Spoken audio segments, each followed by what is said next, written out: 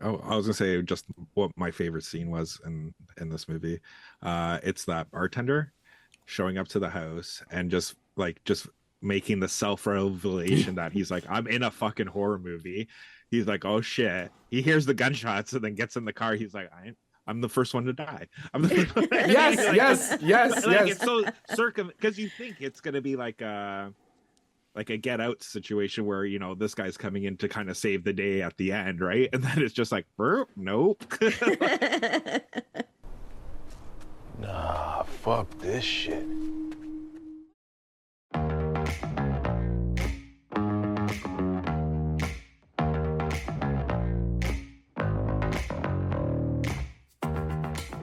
And this is why you don't play with your food, because we're talking movies, we're talking Fresh, starring Sebastian Stan and Daisy Edgar Jones.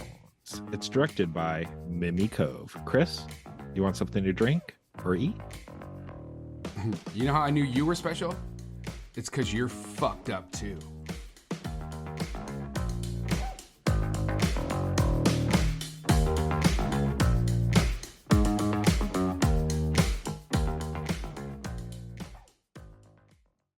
I'm back!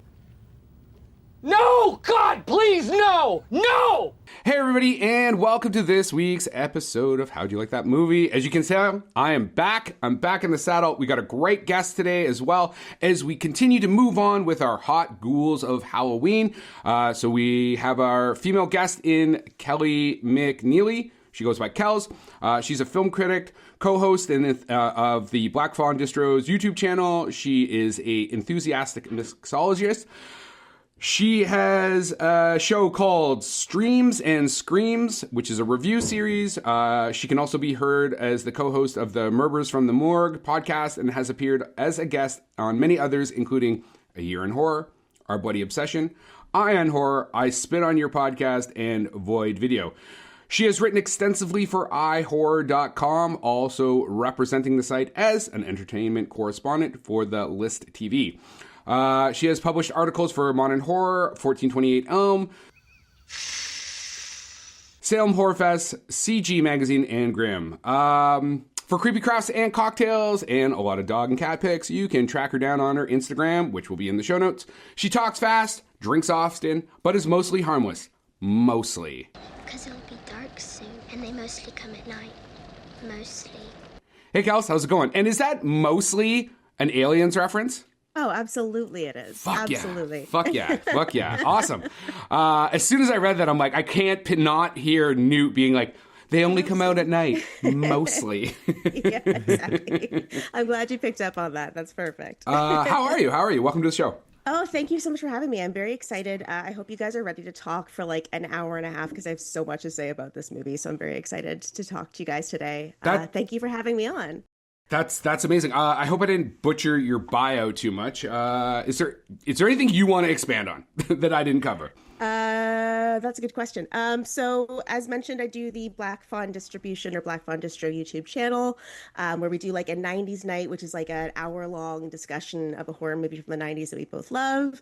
We'll do like a Takeover Tuesday where we have a guest come on, usually like a director, actor, someone to kind of talk about whatever projects they're on, as well as talking about movies in general and kind of what they've been up to. And then, so do Streams and Screams there, which is just sort of a short form review of like movies that are streaming online because I have too many streaming services and I watch them all a lot, even though I have most of the movies on physical. I'm like, I'm too lazy to put it in my Blu-ray player. So I'm like, I'm just going to stream it. That's great. And then I've got Murmurs from the Morgue that I do regularly, and I've got a couple of episodes popping up for A Year in Horror, which is going to be coming up in December, I think. I did one on Angst, that German film from 1981. Yes, we actually we reviewed Angst, and I'm actually good. It's funny you said that because I just finished watching Henry, Portrait of a Serial Killer from 1990, as recommended by our good friend Justine Smith, and I was like, I would double feature that with Angst from 1983. Absolutely. I was also thinking that would be a really good double feature with The House That Jack Built. I feel like those two movies go really well together as well. But yeah, I did a whole episode on it with A Year in Horror. So you can keep an eye out for that over there in December at some point. So all this stuff, do you tend to just post it all onto your social media, like links and stuff? Like, is there a one-stop shop to kind of find out where you are, where you've been, what you're doing? That's a good question. I should be better at doing it on social media. I try to be. Usually like I'll post stuff in my stories. So they have like a couple of stories of like streams and screams episodes of that I'll kind of link to. And then also if I do like a guest spot, I have a whole thing on like what I'm guesting on. And then I do post on my social media at Kells McNeely on Instagram is primarily the one I use. So I'll throw stuff up there as I do it, but I really should have like a hub for everything. I need to have like a website or something. I've just been incredibly lazy and I haven't put that together. So that's a future project for when I have time, I guess. One of the things you can do if you're not doing it is when you do your YouTube links for your Black Fawn stuff, you can also just hyperlink a bunch of stuff in there too. I find that's what we do. Because we're also lazy. We are also very lazy. we just want to watch movies and talk about movies. We don't really want to do social media stuff. So, who does? Scott, do you have any questions for her before we kind of start talking about the film? Oh, like right now, I'm just memorized with her background. Like for anybody who's watching in the YouTube, like I'm trying to pick them all out. Like I saw Creature of Black Lagoon, and then obviously Michael. But who's the one underneath Michael? It looks like there's Patrick Bateman too. There's Patrick Bateman. I've got I Walked with a Zombie, which is directly underneath that. Next to that, the yellow is Werewolves on Wheels, which is one of my favorite posters. And then up here, I've got a Italian Army of Darkness poster. Wow. And then Devil's Candy over there somewhere. I'm trying to like move my hands in the right direction. It's very difficult. Just different pieces of art from different artists that I know, which is, yeah. So that was like literally the first thing I did when I moved into this house is like got my feature wall set up because I was like, I know I'm going to use it extensively. I know I'm going to care a lot about what I put up there. So this is like my prize pieces, I'll say. So, Kells, before you came on the show, I reached out to you and I was like, hey, give me five or six horror movies that you recommend. So this is the list I've got from you so far. Evil Dead, the 2013, Hell House, LLC, Smile 2, Alien, The Descent, and you said maybe The Devil's Candy, what I have here is The Devil's Candy has some incredibly tense, scary moments. That's a personal fave. So, yes. Is there anything about those films that you really want to like hammer down on? Do you want to add anything to that list again before we get off this and get into Fresh? Because The Descent is fucking terrifying. The Descent is so fucking terrifying. Like, oh my God. So those are films that I picked because the problem is like the scariest horror films. So I feel like those are really, really great at creating tension, creating scares. They're really great at like the timing of a scare as well. Smile 2, like I was so blown away with that movie. And like it has some really incredible, like, I feel like they just had these ideas for like, oh, this would be really fucking cool if we put this in the movie. Can I swear? We're fine with that? Yes. Oh, won't somebody please think of the children? Let's fucking check. Amazing. Yeah. Love it. Yeah. We're not for children. Yes. Gorgeous. All right. So that was one that I just sort of popped it on and saw it in theaters, and I was so blown away by like the incredible intensity and like complexity of some of the scare moments in that film. The Devil's Candy, I will talk about until the day I die. I saw it at TIFF in 2015 at the film premiere, and it did not get distribution for 3 years. It's the same director, Sean Byrne, that did The Loved Ones, which same thing. He didn't get distribution for 3 years. And I was so mad about it because I wanted to talk about that movie so badly to anyone that would listen, but no one had seen it and no one could see it for 3 freaking years. They're just like, oh my God, I have this information in my head and I have no one to talk about this with. So I was very thrilled when it finally came to Shudder so more people could see it. So The Devil's Candy is one that I like highly recommend every single day of my life. And then my all-time favorite film, I think of all time, is I Saw the Devil, which is an incredible South Korean film. I want to say from like 2013, but I might be wrong about that. Very intense. I realized the other day, I was like, I love movies that I watch and like at the end of it, I'm like, oh, I feel sad now. Like I love that kind of like really grim horror, that really kind of bleak horror, like just gets me. So those two are like the primary things that I reach for. But yeah, those 5, I would say, have some really amazing, intense, scary moments in them.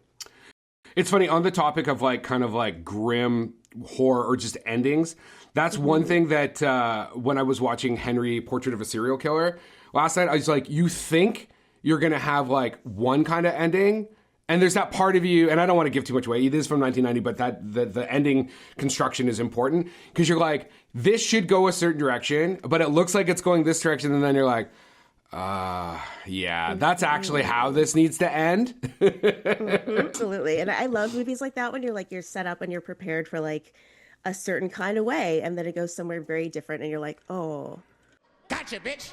oh man. And that's one of the reasons I love I Saw the Devil so much, because it does just that. Like, you don't know where the ending's going. You think you might know, and then it takes a hard turn, and you're like, oh shit, this got so much more real. So yeah, love that movie. Which actually I think is a good pivot into Fresh. Because Fresh is this very long, I don't even know it's a cold open. It's so long, right? But before 33 minutes. before your title card.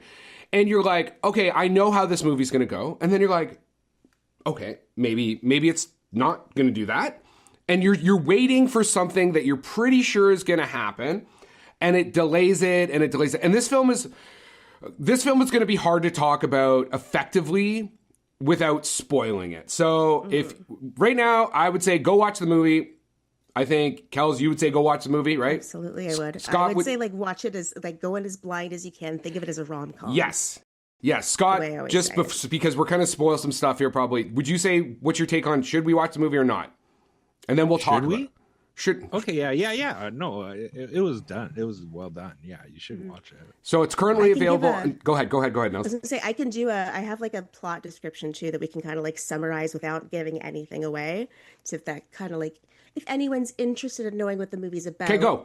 Yeah, do it. Go. So my like description of this movie. So after a string of bad dates and unsolicited dick pics, Noah does the modernly impossible. She has a genuine meet cute with a charmingly awkward in the flesh person named Steve. They hit it off immediately, and after a couple of genuinely enjoyable dates, they plan a romantic weekend away to share each other's company. But while Noah is busy swooning, Steve is busy scheming, and Noah finds herself caught in his strange appetites. Jesus, you should I don't know, be a film critic or something. You maybe do some writing. Do you do this for a living or something?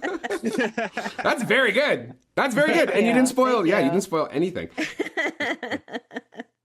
So did you guys like watch this one blind? Did you know anything about it before you saw it? Scott? Yeah, for myself, like this has been on my I think that's the problem with streaming services. This has been on my watch list for like since it came out, but I never actually watched it. I had the basic idea. I knew what the twist was going to be, like going in, but like the setup and everything like that, I didn't know going like until watching it. Well, and because you had specifically told me, you're like, go in blind. I followed your direction. I was like, okay, this could be anything. And because I went in blind, again, those beats at the beginning of the film, I'm like, oh, no, that's not happening. Oh, that's not happening. And I was like, where the fuck is this gonna go? And then that twist happened. It's not even really a twist. It's just like the reveal. And I'm like, oh man, now I really want to see. Like when he basically says like, what's he say? Like, I'm going to eat you or I'm going to take your meat or something. I'm going to sell your meat, I think is. I was like, yeah. I'm in. Yeah. Let's go. Yeah. Let's go. 100%.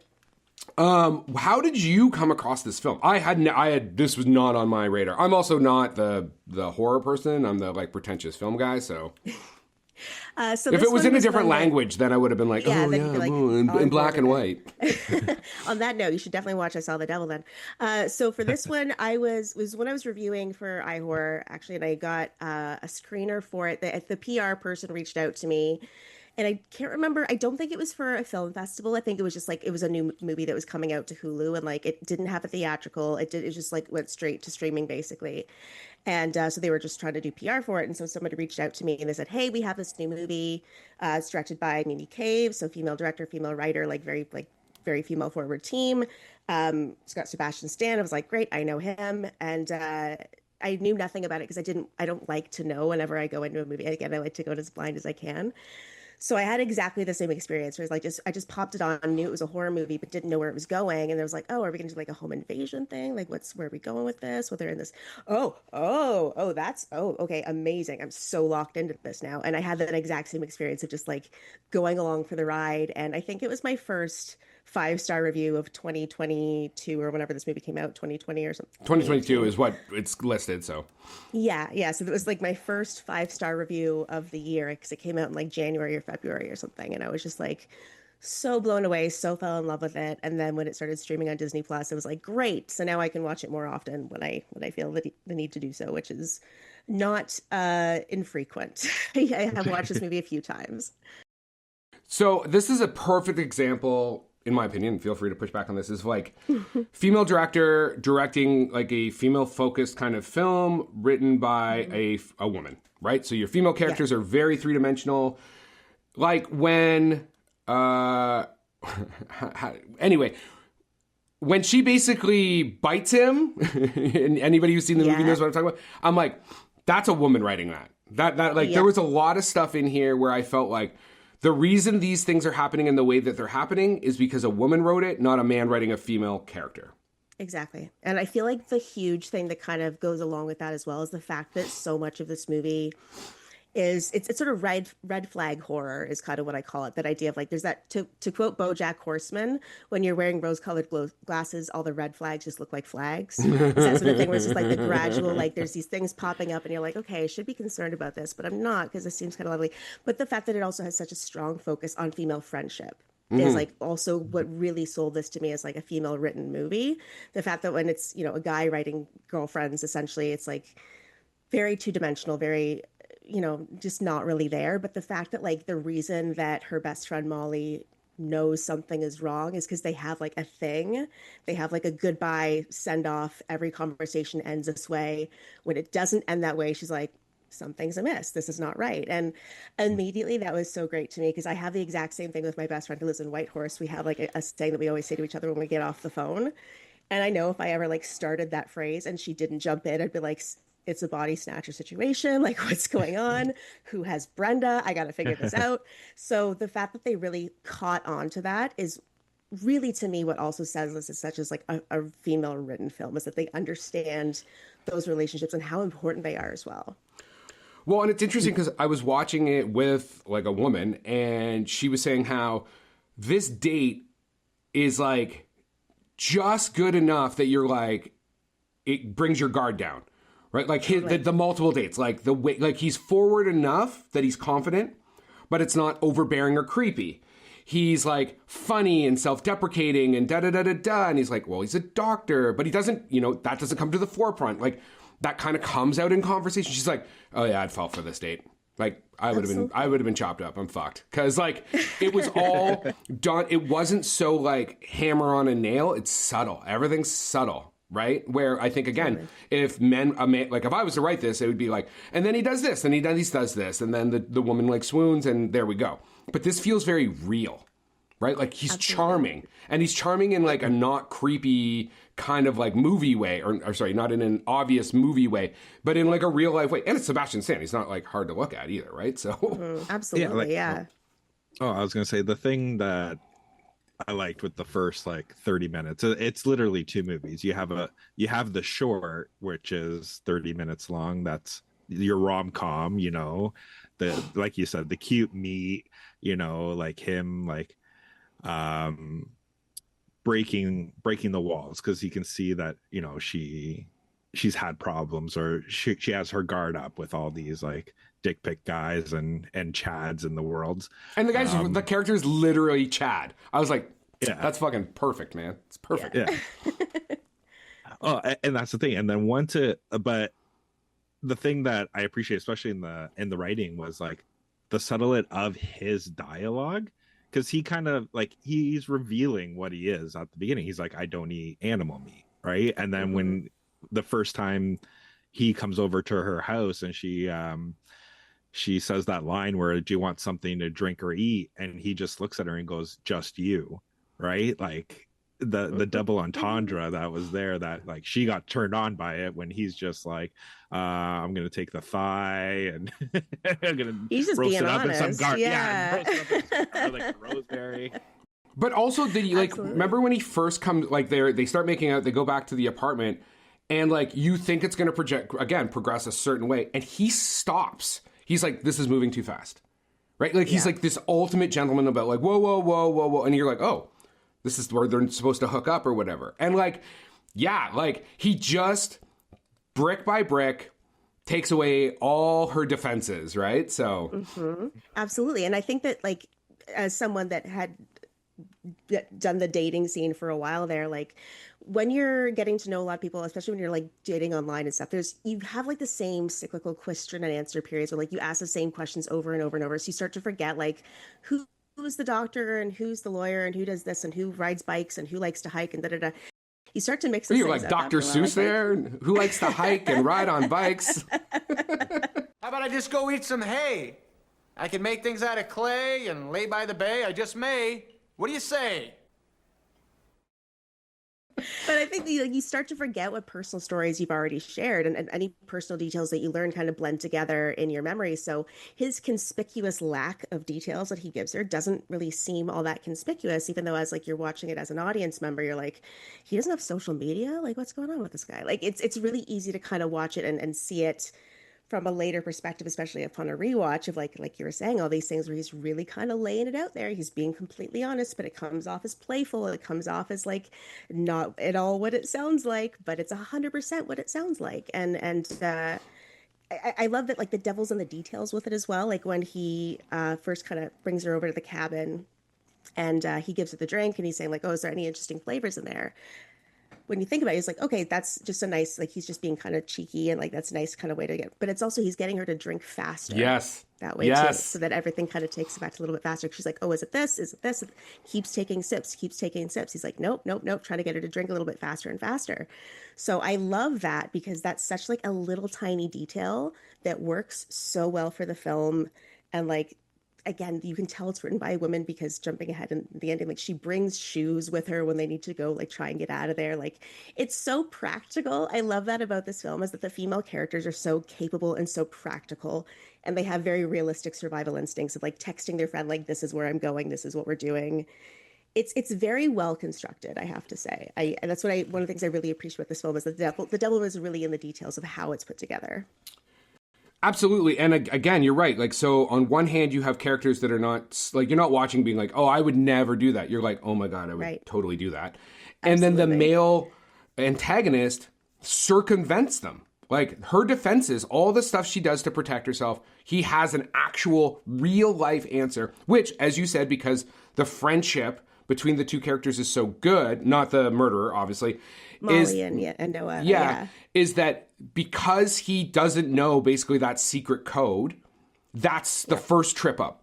But he is trying, like he is doing the bet, like he is smartly trying to get around all the things like, oh, we're going to go on this trip, but first we're actually going to leave tomorrow. So we're going to do this other thing. That's why we get to the cabin and not to the like fun getaway right away. Oh, cellular service is shit in the car, but don't worry, it's going to be better. And like, it's all like, oh, that's interesting, but not enough that you're like, get me the fuck out of this car right now.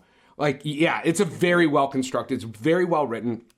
So I've got a quote from Natalia Winkleman of IndieWire. She says, it's fresh is sleek and nimble, a worthy new entry into the feminist revenge thriller genre. So first off, do you agree with that? And I figured that this would actually pair well with Coraline Forgo's film Revenge. She's the director of The Substance, for those that don't know. So thoughts on that statement? I would agree. I think it's a really interesting revenge film, but I think it's also kind of like explores the commodification of the female body and the power dynamics of a relationship. So I think that kind of brings a really interesting edge to the revenge film concept. Like it's all kind of, it partially like very literally addresses the concerns of power dynamics in the relationship. But again, when it kind of comes down to it, it's women protecting women. It's women fighting for women. It's women, and not all women are allies. And not all women, how bad men can be protected by bad women. Like they even touch on that in a very literal sense. Exactly. It's not like overly coddling or overly forgiving. It's very realistic that way. And so I do really like that it kind of has this secret weapon of the power of female friendships and the power of female solidarity. But at the same time, it is about how men view women, how men treat women, how they consume women. Giggity, giggity, giggity goo. Consume women. Exactly. And so I think that it's definitely got those elements of a revenge film at the end, especially at the end. But it kind of approaches it in a way that like you don't feel like it's a revenge film. It feels very fresh, pardon the pun, and very different. It's deeply satisfying to see like the complexities of this dish with such like an honest presentation, if we're going to continue like the culinary analogy there. It's like really polished, it's punchy. It's a reminder of like how easy it is to get swept up in the intimate beginnings of a relationship, and how that time can also put you at your most vulnerable as well, because you're so, again, those rose-colored glasses are on, all those flags just look like flags, and it's really easy to kind of lose yourself in a relationship when you're just starting it out, and how kind of risky that can be when you really don't know all that much about the guy. So do you think that it would work well with Revenge, or do you think maybe a better film would be Blink Twice, or do you just go triple feature? Oh, that's a good question. I think if I were to pair this film with something else, I'd pair it with Barbarian.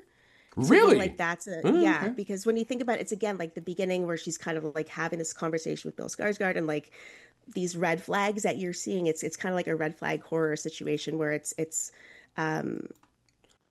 having these conversations, putting yourself in a position where you're like, this seems a little bit off, but we're just going to keep going with it.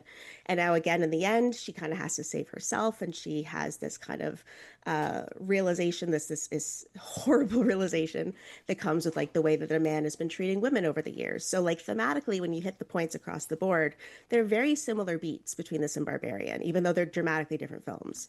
It does have a lot of the same similar themes, similar tones, especially in Barbarian. Justin Long's relationship with women and how he treats women and how he views like his relationship with women is like, oh, it's not that bad. It's not as bad as she's saying it is, et cetera, et cetera. They hit a lot of the same moments, even though they approach it from a different angle, I think. Scott, thoughts? Well, I was gonna say, like with this one too, the thing that I thought was interesting was the when you get the oh my god, what's the word? The montage of the actual clients, and how they're the archetype of like all these males. Like one's the dog, one's the guy next door, one's the old man. Like, and it's like how like you're saying, like anybody can be like a fucking asshole. Like, yep.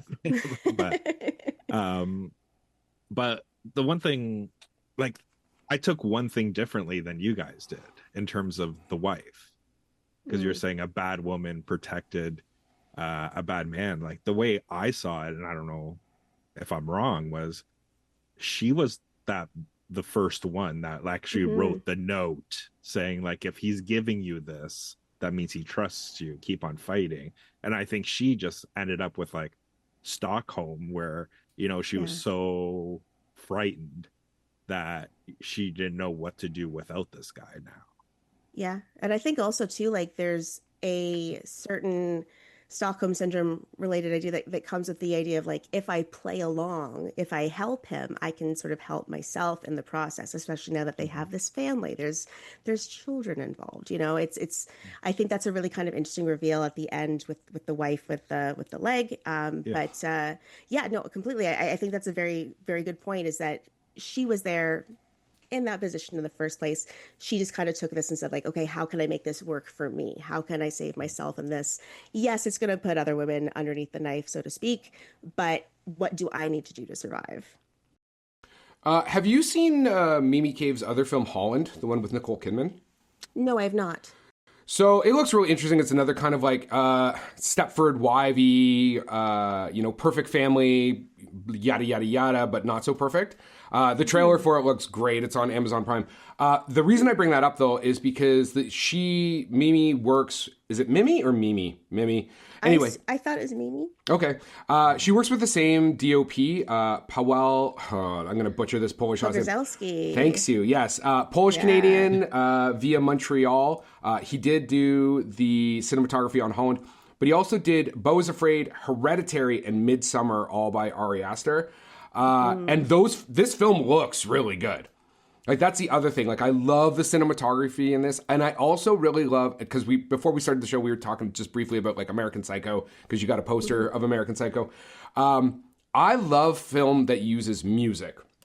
And the way they move, I think it's called dialectic, where it's like characters are actually hearing the music. So this movie moves between it being like score, and then they manage to do a thing where the score, you realize the character's actually listening to the song, which is very similar to in American Psycho, like the Susudio scene.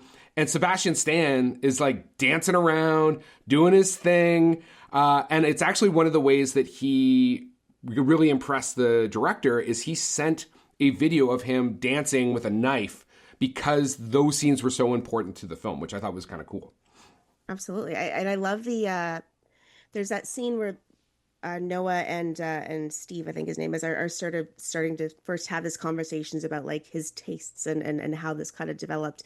And there's a very quiet but very beautiful string quartet cover of Radiohead's Exit Music for a Film, which is beautiful. It's such a lovely piece of music during that particular scene. It's a flawless cover. It's haunting, but also the lyrics are like, "We hope you choke," and like talking about like the lyrics work so perfectly with the song, but the fact that the lyrics aren't even in the movie, it's an instrumental cover of it. And that's when my life started making sense. Kind of makes it hit home a little bit harder when you like realize what song it is. Well, it's less on the nose then too, right? Yeah, absolutely. So I agree. I think the music is so well done for this film. I don't know who put together the score for this, but like whoever did, kudos, because like an amazing job. And Paweł Pogorzelski as well. Like I love that they kind of work with color in this film as well. Like it's very warm and intimate in the opening, like first 33 minutes, the first act, as it were. It's very feminine. There's red tones, it's warmth, there's curved shapes. And then the second act, once we kind of hit that title card, is a little bit colder. There's more masculine, straight lines. Blues, like stuff like that too. Exactly. Even just the production design of this film is like very, very well thought out. So I think that's, and the practical effects as well. The practical meat, amazing. Love that. Love to see it. Love to see a big like slab of meat on a table. You're like, how did they get that to look so much like a human leg? Like it's so well put together. It's so practical and it's so polished as well, but it doesn't feel obnoxiously polished, if that makes sense. It's not like showing off with how well it's put together. It's just it just is what it is. Scott, thoughts? No, I agree. Yeah, like I was impressed with this. Like I didn't have much expectations, but overall, yeah, it was entertaining. It was captivating. And the thing is that like after you're done, you like it's still like kind of ferments in your fucking brain because you're started thinking a lot of things like I don't know if spoilers, but do you think she realized it's her best friend's breasts that she was eating? Like right? after the fact? Yeah. Like, what was that conversation like, right? Mm-hmm. Absolutely. And I think that it's interesting as well, like the male characters in this film too. Like the female characters are very well thought out, very like capable. And the men are like all the worst in all the ways you'd kind of expect them to be, like the scarf guy in the beginning. That whole date is fucking so well done. So well done. All I thought so uncomfortable. I just thought about you the whole time, Chris. I know you did. I know. You're like it's Chris in his scarf. And then he was like, "Hey, my buddy's coming. I'm just gonna take your food with." Take the leftovers. Yeah. I even asked the person. I was like, "Have you been on that date? Have you been on this date?" And she was like, "I've been on worse dates than this, but yes, I've been on this date." It's funny because so I'm now going to shamelessly self-promote my own work. So I did a short film called Coffee, black and white, very much a Jim Jarmusch, Coffee and Cigarettes ripoff. But I basically did what you were talking about where I took 4 actors and put them through the same repetitive dialogue on a coffee date. Like, what do you do? What kind of music you listen to? And blah, blah, blah, blah, blah. And so I'm watching this and I'm like, yeah, like we're getting those same beats, the monotony. Mine were less obnoxious. It was more mundane. But like and this guy, like I said, the character's name's Chad. And he's just like, as you said, all the worst things, like takes the food, makes sure she pays for her half, but then takes her food. Yeah. What is he also just says some, oh no, it's after the date, the typical so that was a really good date when it clearly wasn't. Tries to get some action and then it's just like, you know what? I was just being polite anyways. You're not even my fucking type. And I love the callback at the very end of the film to that. Yeah, absolutely. It's kind of bookends it very nicely. And I love that Chad as well when they're in the restaurant too. Like he's very like condescending to the waitress as well, which is like such a little detail. Hey, but, like, bubbles, so bubbles, water, bubbly, blah, blah, blah, blah. Like, yeah, and you're like, yeah. Oh, that's like the most unattractive thing a person can do when you're on a date with them. If they treat the staff poorly and like he's clearly like very racist while he's doing it, and you're like, this is not a good dude. Holy and crap. he also it's he also insults her directly, where he's just like, you know, our parents' generation, like women dressed like you look really good in a dress. Not in a, and then just basically describes her outfit and how it's an unattractive outfit. Literally every moment he's in the film, he's absolutely terrible. And it works so great because it also like kind of reinforces that they're like, oh my God, I'm so done with dating. And like, it's a good way to kind of set up the premise of this of like, again, having a genuine meet cute at a grocery store and how she's not meeting him on an app. She's not getting dick pics. It's very fresh that way. It's very refreshing to meet somebody. It's very refreshing to meet somebody organically by the cotton candy grapes and not have it be like this very overpressured, very awkward kind of like, well, we're on a date now type of situation. And I think also too, the thing that I like about Steve's character is that he is also like, he's so narcissistic, but is also, it kind of touches a little bit on the male loneliness epidemic, quote unquote, as well, where he's like, I'm so special. I can't talk to anyone about this. Wham, wham, wham, wham. Like he's very like the narcissism of how inflated he is about his own, like, I'm so special because this is what I do. And I'm so special because I eat this meat. And it's kind of perfect because it makes you realize A, he's a monster because of what he's doing, but B, he's also just a jackass. Like he's kind of a douchebag, even though he seems so charming and so checking off those boxes of like he's a nice guy, he's doing all these nice things for but he still is kind of a dick, and it makes you hate him even more. And he probably couldn't get a table at Dorsia, so. Oh, absolutely. Could not get a table at Dorsia. It's got an 82% from the critics, 81% from the audience. I think those scores make sense to me. They had about a $15 to $20 million budget, which I think they did a great job with. Like, I mean, you got some solid actors, both with Sebastian Stan and what's her name here? It's like long. Stacey Edgar Jones. Thank you. I knew she had like this like multiple hyphenated name, or it's not hyphenated, but Edgar Jones. Great production design, great cinematography, shot in Vancouver, Canada. So a lot of the supporting cast is Canadian, which is always nice. Anything else you guys want to talk about before we finish up here? I just want to say, go ahead. No, please. Oh, I was gonna say just what my favorite scene was in this movie. It's that bartender showing up to the house and just making the self-revelation that he's like, I'm in a fucking horror movie. He's like, oh shit. He hears the gunshots and then gets in the car. He's like, I'm the first one to die. I'm the first one. Yes. It's so because you think it's gonna be like a Get Out situation where, you know, this guy's coming in to kind of save the day at the end, right? And then it's just like, nope. Nah, fuck this shit.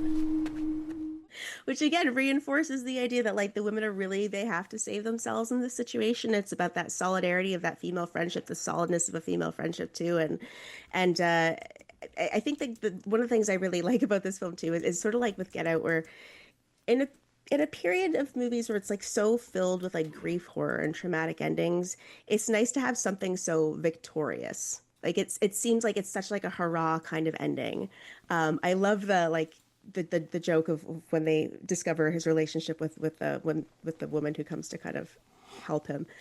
I think that's so funny. But you're talking about that was his wife, or that's his wife. He's married. He was married. yeah. I love that. But it feels like such a victorious film. It feels like such like an air punch of like at the end, like walking off into the football field type of moment, which I love because I feel like it's really easy to make movies that are like upsetting. It's not easy, but it's common, I'll say. So did you just do a Breakfast Club? Like, did you just do a Breakfast Club reference there too? I was I'm like, what movie is that? What movie is that? I'm like, oh yes, it's Judd Nelson. Yes. Don't you? Yeah, exactly. But I think that it's great to kind of see something that's so triumphant in a horror film because we don't get that super often, and whenever we do, it's like it feels really, really good to see it. Like Get Out has that moment too, where it's so triumphant in the ending. You're like, fuck yeah, I love it. Well, Kells, thank you so much for coming on the show. If you're looking for more of her stuff, obviously we're going to have a bunch of stuff in the show notes. All the hyperlinks will be there. Anything else? So yeah, between the two of you, first off, so we started the top of the show with this. Do you recommend this film? Who do you recommend it to? Ladies first. Oh, shucks. Okay, I absolutely recommend this film. I recommend it to everyone to go in blind if they can, because I think watching it as a rom-com and like not knowing that it's a horror movie would be such a fun way to consume this movie. Pun not intended with consume. But I would also like recommend it. I think it's also a very accessible horror film. Like it's very friendly for people that aren't like super into horror movies. Like I feel like I could show this to like some of my female friends that are not horror movie people and have them like enjoy it because it also has such a strong message to it.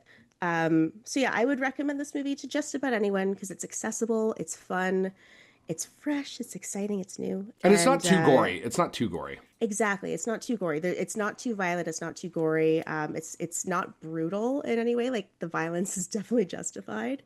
And it's not gratuitous, which I think is also important in an accessible horror film, of something that people can just like plop down and watch and not have to like physically and mentally prepare themselves for it. Scott?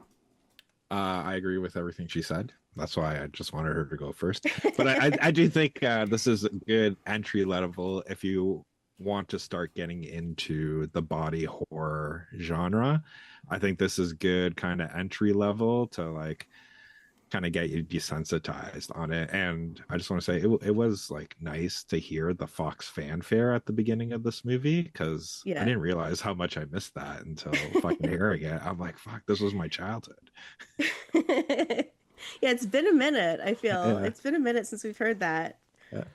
Yeah, obviously, like everything you guys both said is accurate. I recommend this film. It's super fun. It was a great little film. And yeah, it's definitely good intro to body horror. Unlike The Substance, which for most of the movie I thought was intro to body horror, and then is definitely not. Thanks for coming out, Kells. And yeah, again, we appreciate all you've done on the show, and we will talk to you later. Thank you so much for having me. It's been an absolute pleasure. And thank you for watching Fresh with me. Much appreciated, guys. Ciao. Bye. So, Scott, do you have anything else you want to say before I close out with a quote? No. No? Okay. So we got Adam Graham from Detroit News. Fresh is a reminder to everyone fed up with the horrors of modern dating that things could be much, much worse. And that is our wrap for the day. Please like and subscribe to this podcast. Tell your friends. If you want to get a hold of us, reach us at the www.howdyoulikethatmovie.com.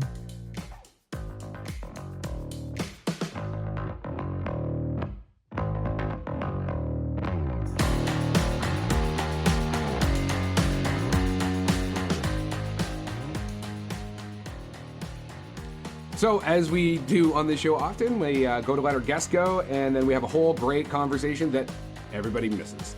I totally forgot about the fact that Kells is like a mixologist and makes like creepy cocktails. I guess those are available on the Black Fawn Distro channel. So again, when you go to check that out, look for her creepy cocktails. Am I covering everything now, Scott? Like, I don't know, man. Like that was a long conversation. I was gonna say the Nobel Peace Prize she won that you missed. Like there's a lot. Like that was super interesting that you're just like, we forgot. But that's the thing, you know. You figure 6 years in, we'll get it right sometime. Production by Rod Shaver, Vader Monkey Productions.